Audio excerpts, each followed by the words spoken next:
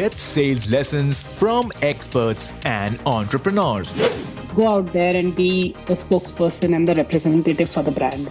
On how you can bring your A game in selling. Making sales requires putting yourself out there and being vulnerable.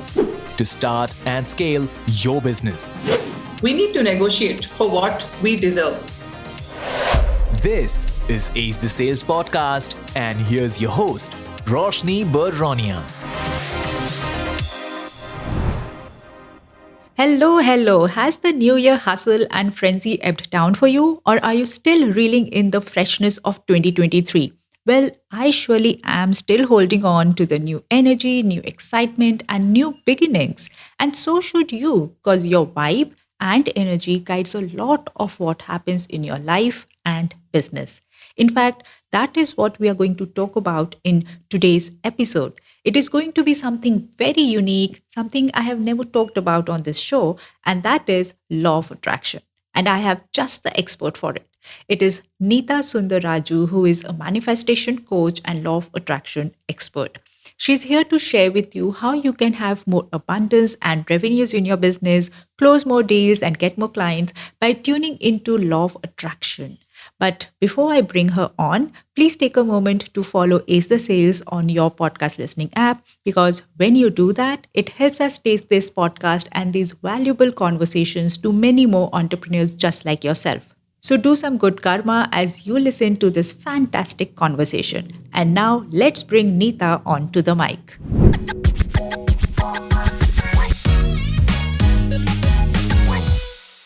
Hello, Nita. What a delight to have you on Ace the Sales podcast. Welcome. And how are you feeling? Awesome, Roshni. First of all, thank you for inviting me. This is an absolute honor. I should say that this is my first ever podcast I'm recording. Oh, it's a joy to have you here. And just to let the listeners know what you do, because you wear so many hats in spite and other than being a law of attraction coach. So please tell us about all the things you do, many things you do. So yes, enlighten us. Yeah, so apart from being a law of attraction coach, I'm a mom of 3, a boy, a girl, and a dog. Yeah, and I also am very active in my community, which is my neighborhood. So I'm actively a part of the ALM here, which is the Advanced Locality Management. I have before, started reading clubs, started an activity center and a library in our society.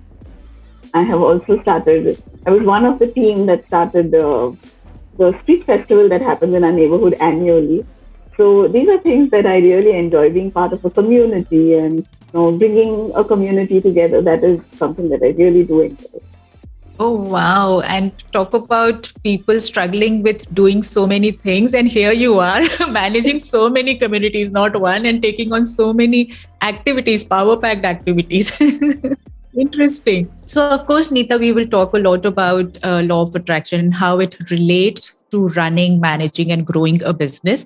But before we go there, I just wanted to know the other side of Nita.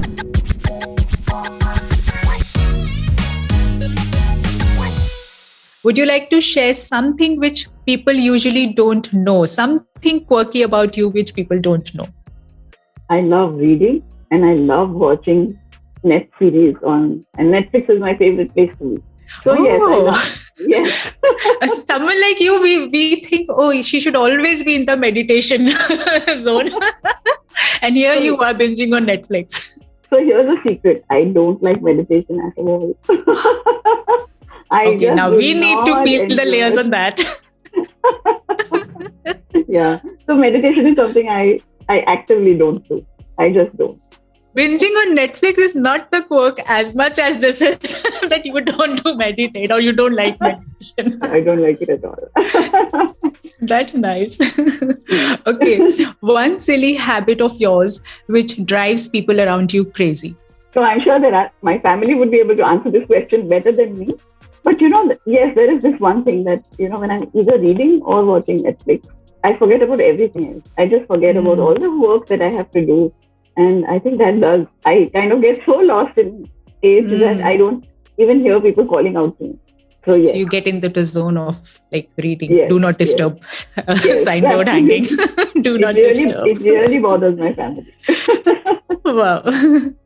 And one last question. Describe yourself in 3 words. Introvert, listener, wise, even if I say it myself. Oh my God, this is good. I mean, if I come across so few people who can say that to themselves, yes, we are wise, because we often are into this space of I don't know enough or I know it all.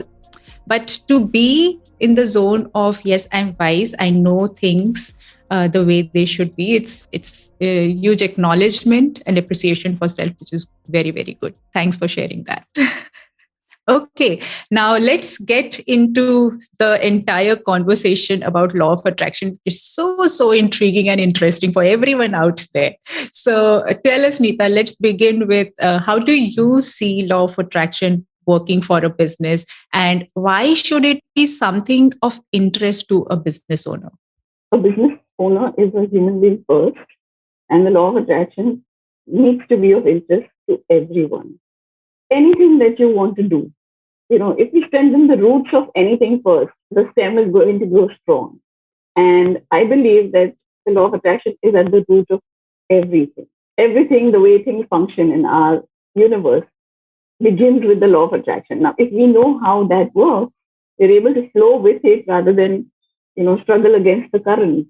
So if we want life to be easy, if we want business to be easy, if we want sales to be easy, I think it's great that understand how things work, and it would be great if we all understand it and then go with the flow.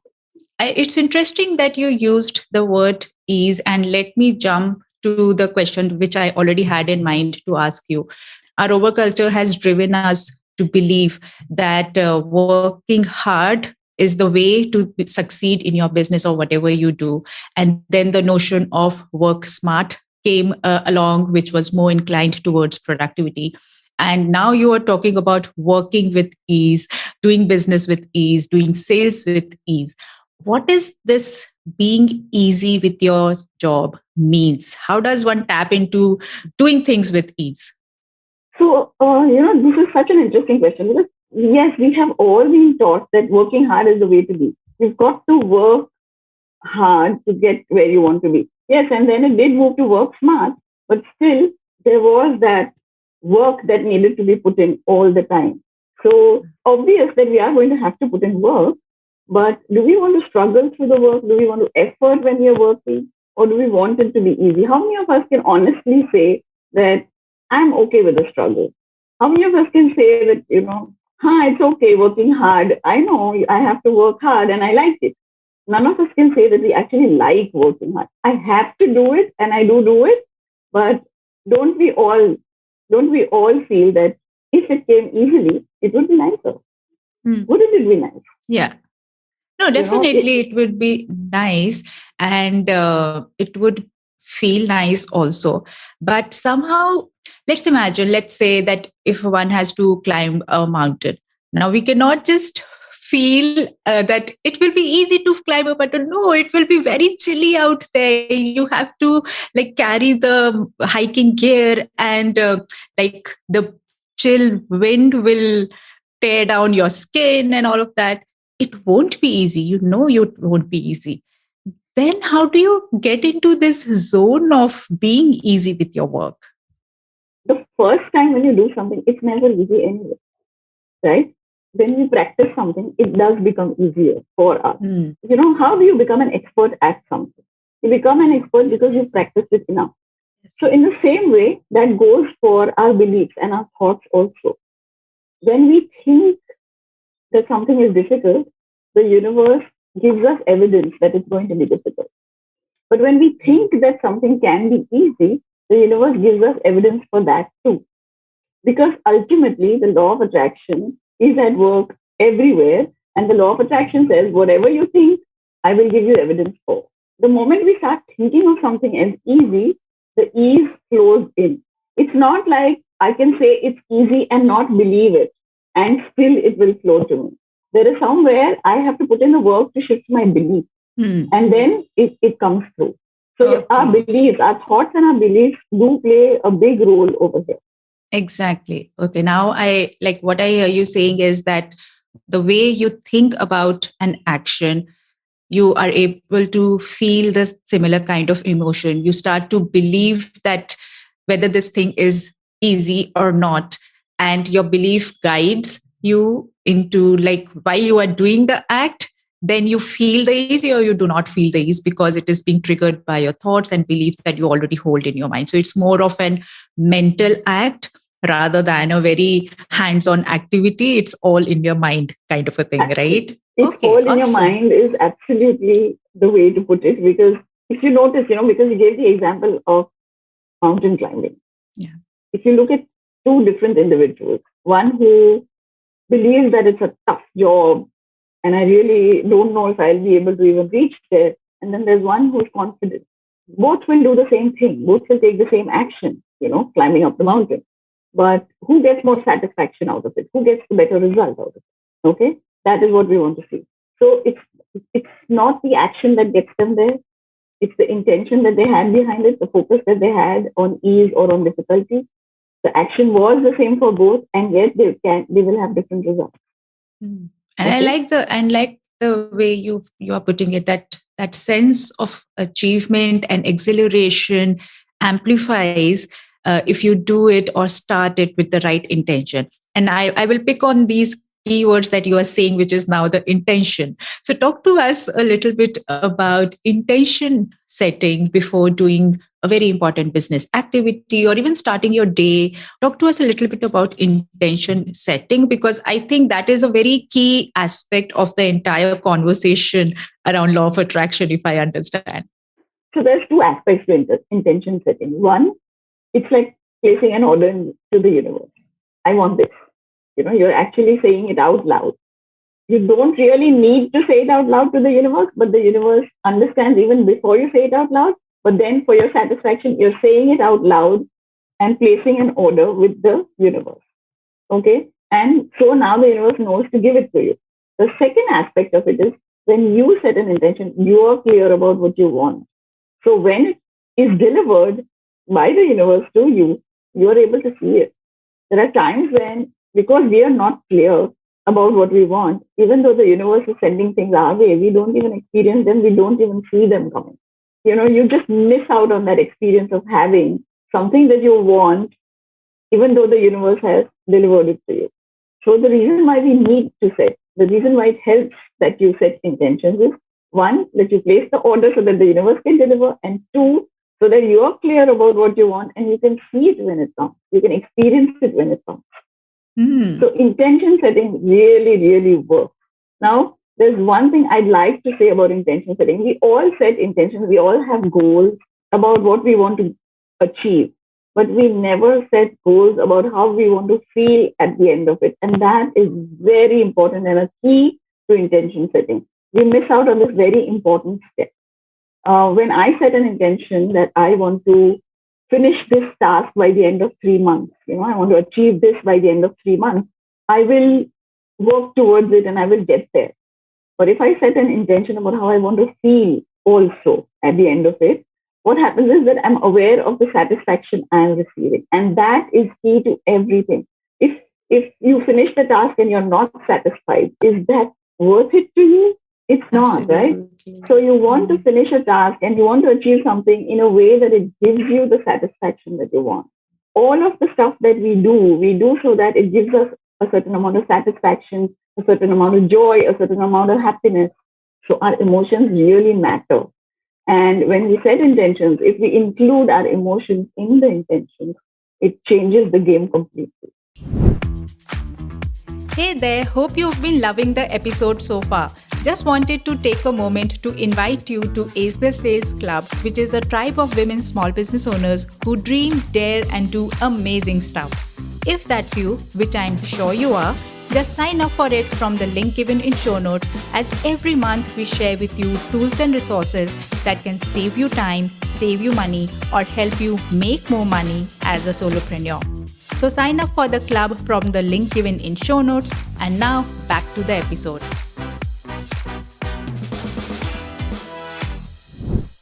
This is so important. And I think it links back to the very first point that you made. It's about how you feel while doing the act. So if you want to feel ease, think about that you want to make this act very easy and not a struggle.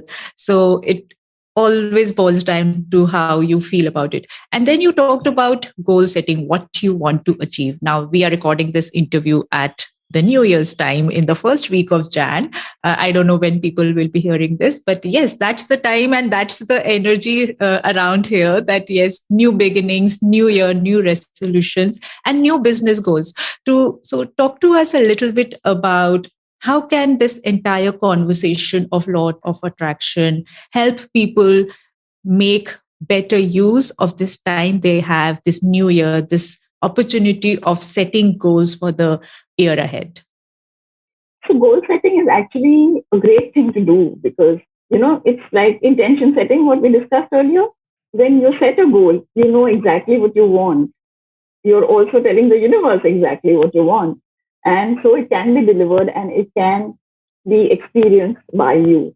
So I think goal setting is a very good thing to do. The only thing I would add here is that instead of just doing it on the 1st of Jan, why not do it throughout? Why not set goals every day? Why not start the day with setting goals for the day, for the hour? I feel that if during the day, while doing every task, if you set an intention, if you set a goal, I want to achieve this much and I want to feel this. Just two things. I want to achieve this. I want to feel this way. Yes. Very simple. Yes. It's very, very simple and it helps you to get there easily. So when we set goals, of course, when we set goals in the beginning of the year, the goals are big for the year. But you can always break them down for the quarter, for the month, for the week, for the day, even for the hour. Mm-hmm. So the more we do that, the easier things become. It doesn't feel like you're overwhelming yourself with the big goals. Generally, big goals tend to overwhelm us. But if you break them down into small segments of the day even, and then you set intention for every segment, I think it really makes things smooth, easy, and free flowing.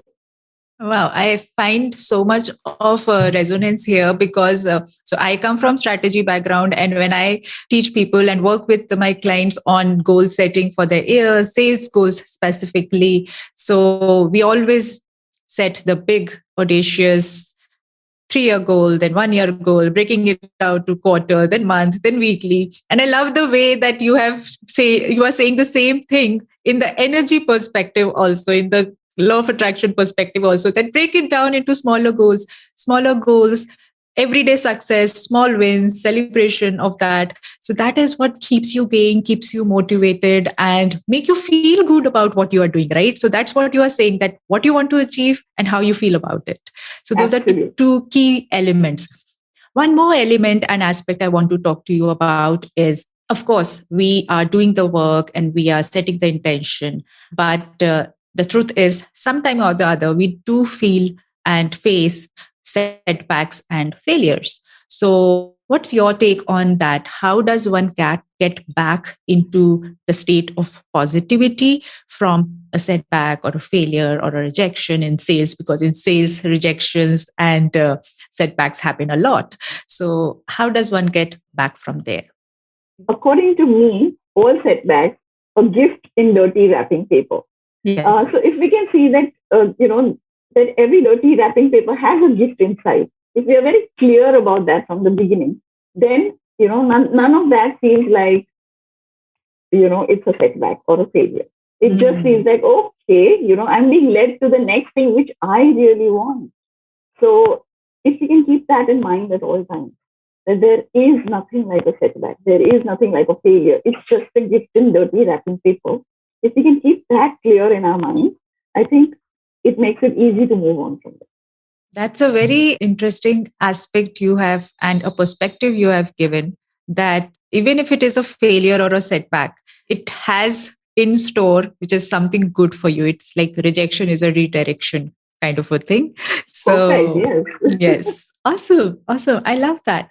So, of course, it's easier said than done, because getting into that state of, okay, fine, I've not got this, I've not a close deal with this client, or I was so very much working hard to get this brand or a client on board and it didn't happen. But take time to just be with that emotion of failure also, and then at least start seeing that something good is coming out of it. Absolutely.